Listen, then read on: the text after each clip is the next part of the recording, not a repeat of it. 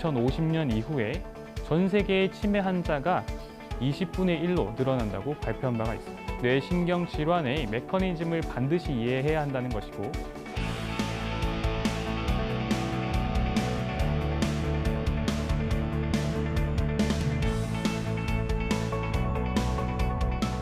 휠체어에 타던 사람을 다시 걷게 만드는 데 성공해서 사람들을 놀라게 했는데요. 새로운 수단으로서 희망이 되고 있습니다.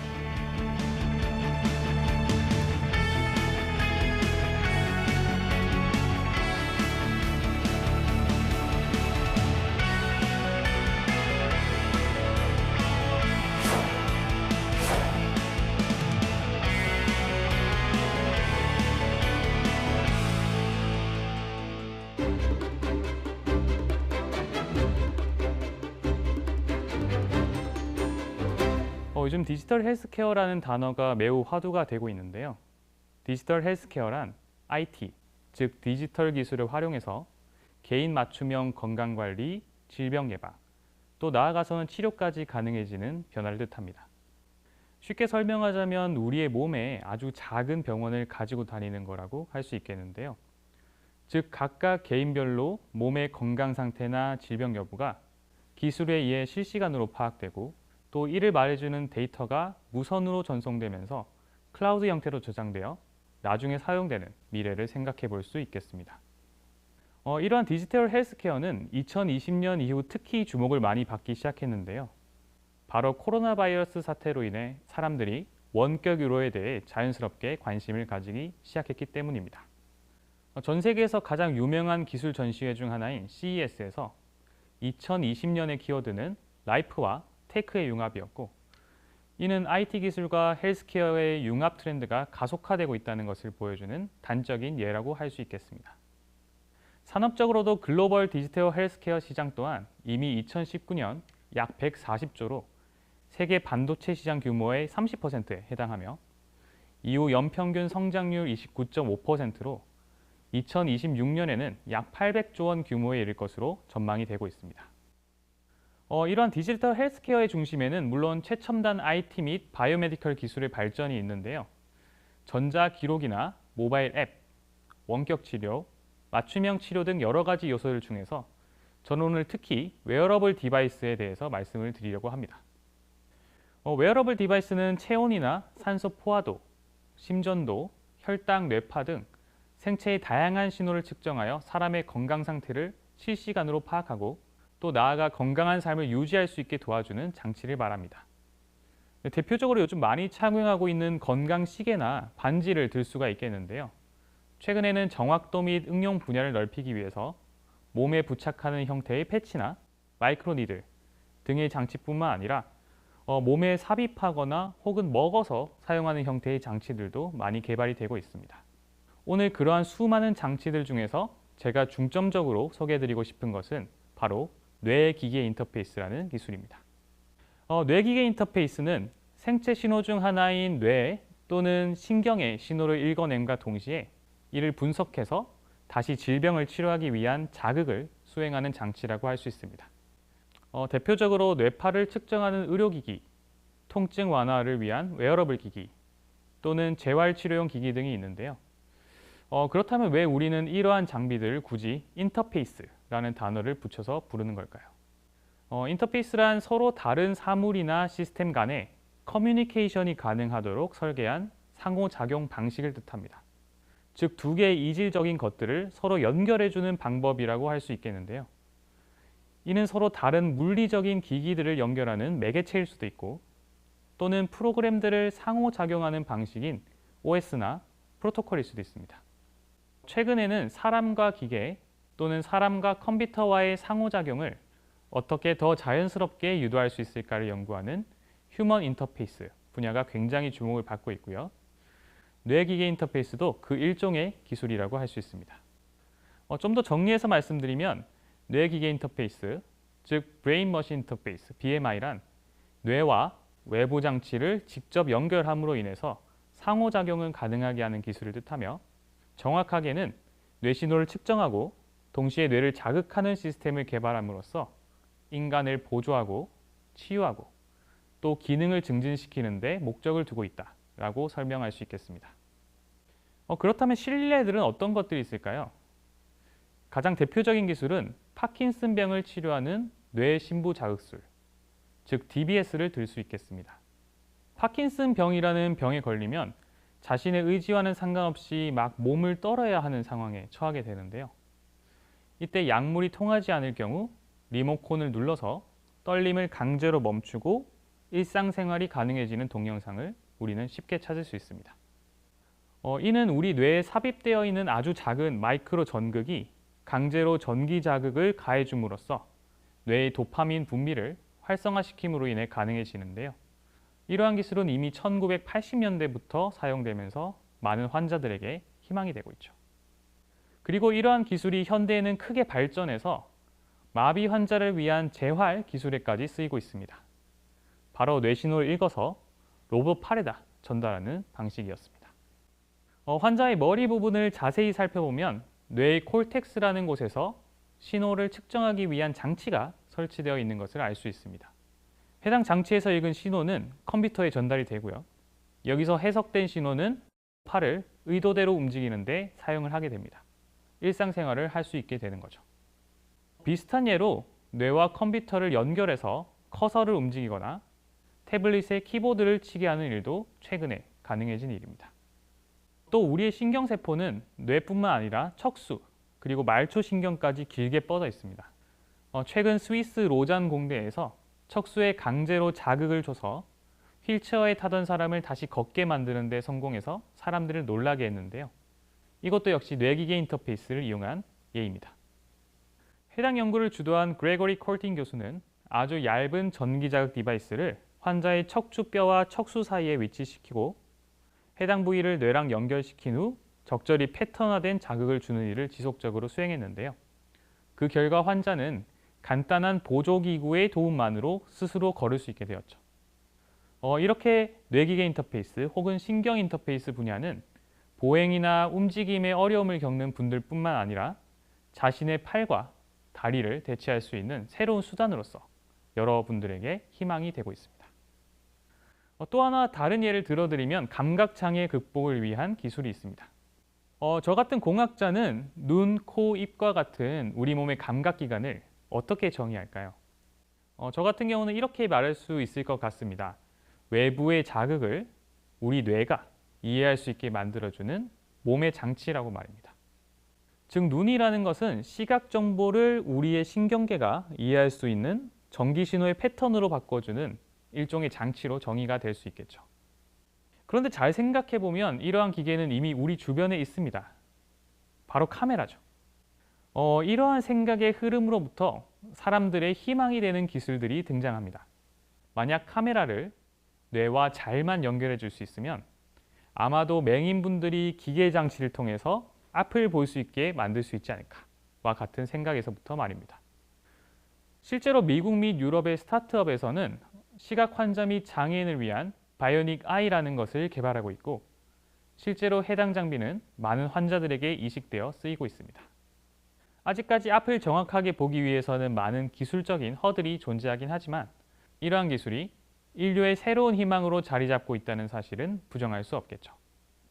비슷한 맥락으로 이미 청각장애인을 위한 인공 와우 같은 경우는 전 세계에서 100만 명 이상이 사용을 하고 있고 최근에는 말을 하기 힘드신 분들을 위해 뇌의 신호를 읽어서 그 의도를 스피커로 뱉어주는 인공 성대 기술도 개발되고 있습니다. 그리고 촉각을 전달하는 인공 피부 기술도 그중 하나죠. 예를 들어 한 과학자는 아까 마비 환자가 사용한 로봇 팔 조종용 뇌기계 인터페이스를 이용해서 감각을 전달하는 데 성공을 했는데요.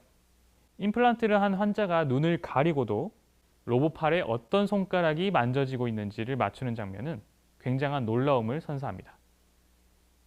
해당 기술은 화상으로 인해 피부가 없어진 환자에게 인공 피부를 깔아주거나 의수, 의족의 실제 손발과 같은 감각을 부여하는 식으로 활용이 될 수 있을 것입니다. 또 예를 들면 우리 일상생활에도 이용을 할 수 있을 것 같은데요.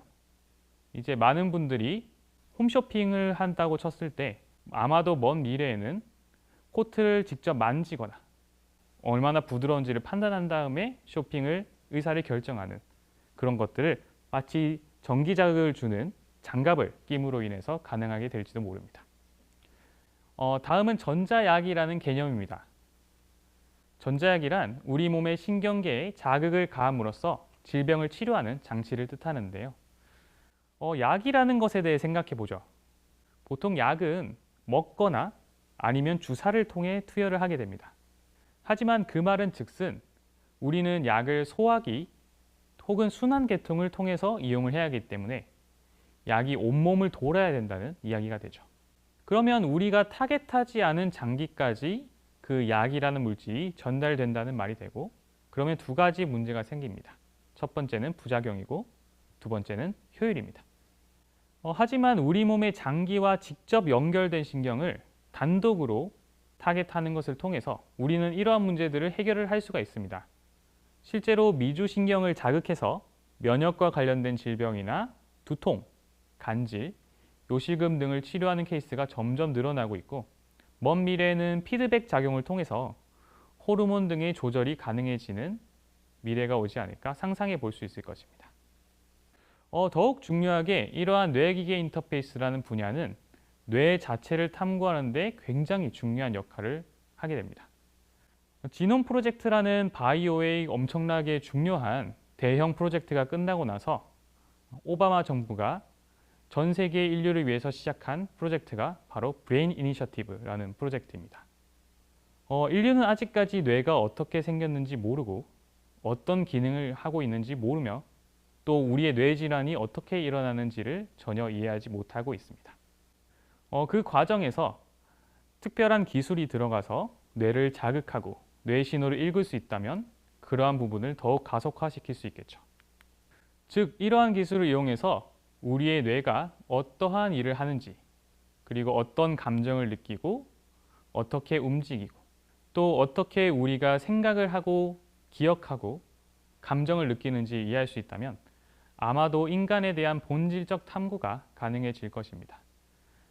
그리고 이렇게 뇌를 이해한다는 것은 즉각적으로 뇌신경 질환의 치료법을 연구하는 데 큰 도움이 된다는 것을 뜻합니다. 예를 들어서 치매를 생각해 볼 수 있겠죠. 많은 연구기관들이 2050년 이후에 전 세계의 치매 환자가 20분의 1로 늘어난다고 발표한 바가 있습니다.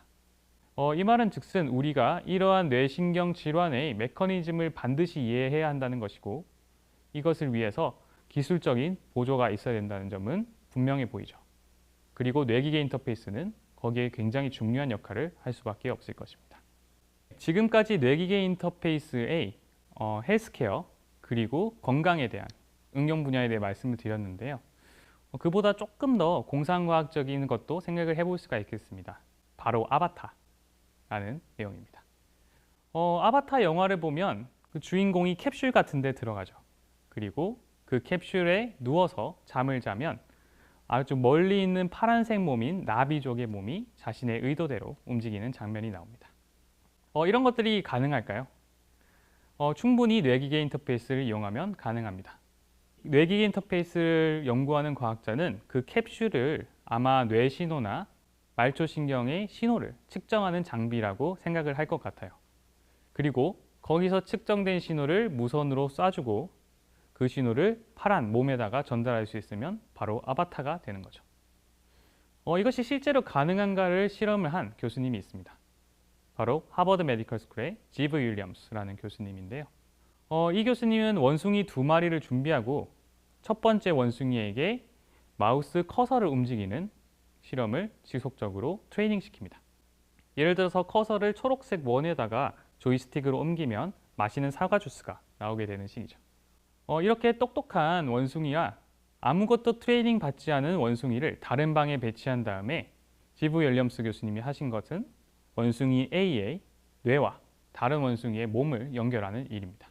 그리고 원숭이 A가 모니터를 보면 어떤 일이 일어나게 될까요?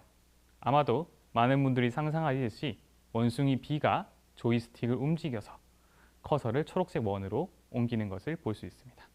이게 바로 아바타의 원리죠. 이러한 아바타 기술은 아마도 굉장히 위험한 곳이나 탐사를 해야 되는 그런 곳이 있다면 내가 아닌, 내가 조종할 수 있는 다른 몸을 이용을 해서 그곳을 탐험할 수 있게 하는 그런 어플리케이션을 기대해 볼 수 있겠죠. 그리고 지금은 많은 의사분들이 로봇을 이용해서 수술을 하고 있지만 나중에는 더 정밀한 곳에서 감염이 예상되는 곳에서 더 정밀한 수술을 아바타를 이용해서 할 수도 있을 것 같습니다. 그리고 지금 아바타의 경우는 뇌와 몸을 연결했다면 많은 사람들이 뇌와 뇌를 연결하면 어떻게 될까라는 상상도 해보고 있습니다. 자신의 의사를 뇌에서 뇌로 전달하게 되면 아마 우리가 아는 텔레파시라는 개념이 될 것 같은데요. 이 개념도 실제로 시행을 해보신 분들이 있습니다. 바로 워싱턴 대학의 연구진인데요. 해당 실험을 연구하기 위해 두 방에 따로 떨어진 연구원들이 대기를 합니다. 그리고 한 연구원이 한 모자를 쓰고 있는데 이 모자가 바로 뇌파를 읽는 EEG라는 장비입니다. 이 EEG 모자를 쓰고 연구원이 생각하는 것은 내 몸의 특정 부위를 움직이는 건데요. 예를 들어 검지손가락을 까딱거리는 상상을 한다면 거기에 해당되는 나의 뇌에 뇌파가 발생을 하게 되겠죠. 그리고 다른 방에서는 이분이 무슨 생각을 하고 있는지 모르는 다른 연구원이 대기를 하고 있습니다. 그리고 그 연구원도 특별한 모자를 쓰고 있죠. 바로 TMS라고 하는 뇌를 자극하는 기기입니다. 그리고 우리가 두 모자를 연결해서 이 연구원이 생각하는 대로 신호를 다른 모자로 전달하게 된다면 다른 방에 있으신 분이 손가락을 자동으로 까딱하게 되는 거죠. 그리고 이러한 성공률이 굉장히 높았다는 사실은 우리가 뇌파에 대한 이해가 더 늘어난다면 더 복잡한 의사소통을 서로 할 수 있게 된다는 것도 뜻하게 될 것입니다.